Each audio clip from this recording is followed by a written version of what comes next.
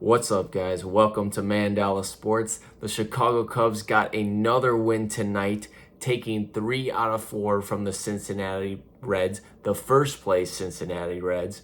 Tonight they won 5-3 behind a start from Jameson Taillon, who had a pretty solid start. He's a pitcher who's struggled a lot of the year, but he's been coming around recently, and his last few starts have been pretty solid.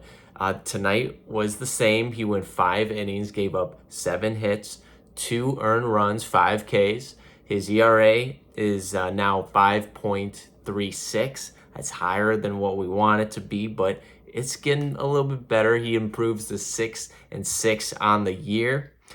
For the offense, with the Cubs, Horner had an RBI or had a double.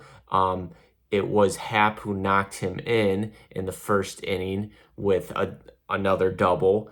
Bellinger got an RBI hit. There were a couple walks with the bases loaded. Some really nice patience on the part of Christopher Morel and Candelario, the new guy who got another hit tonight. He was 1 for 3, and he started on fire. He was like 8 for his first 9 at bats, and he got another hit tonight. So yeah, some really good at bats from Cubs hitters tonight. I was really encouraged to see Morel get up there with the bases loaded. I think he was down 0-2 in the count. He worked his way back to 3-2 and then took a walk, and that was just great to see. Candelario, similar situation, worked a walk with the bases loaded. That's great to see because you know these guys want to hit, they want to knock in runs, but when they're able to just do the smart thing and wait for their pitch, good things happen. So right now the Cubs stand at 56 and 53. They're now I think they're going to be 2 back of the division now.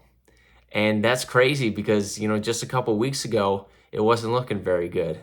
So actually the Cubs are now 2.5 out of the division lead. It looks like the Milwaukee Brewers, they won big tonight. They've now took over the first place spot.